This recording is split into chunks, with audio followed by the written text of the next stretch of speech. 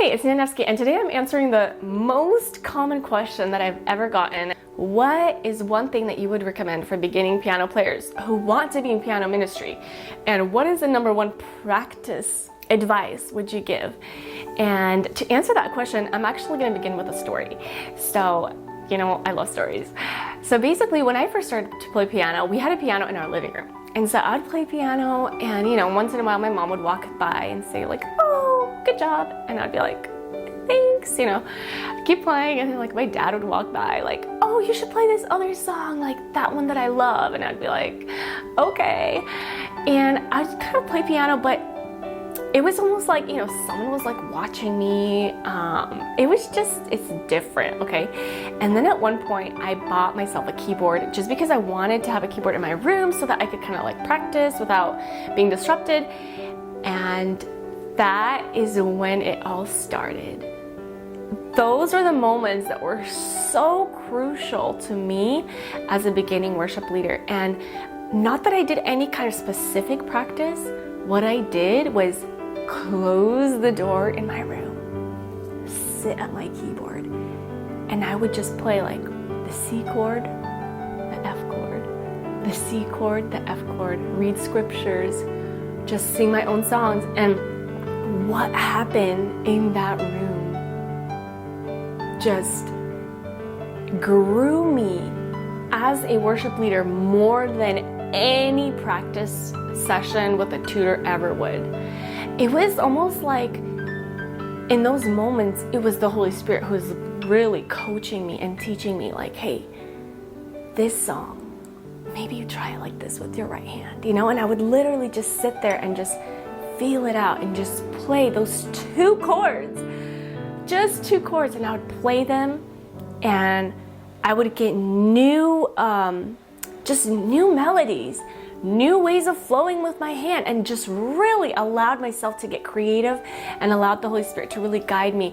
And a lot of times he would even like kind of show me like in worship during these moments, you could try this, and like literally like specific moments. And so that was like the most life-changing time of my life. It was the time when I was going through a lot. My brother at that time was diagnosed with a really sad diagnosis anyway, and at that time it was just so stressful. Like my hair was absolutely falling out, and I remember just getting to my room and just like worshiping and singing songs, blessed be the name of the Lord, like just proclaiming his goodness even when things are not going good. And that did more to me than any other practice session ever would.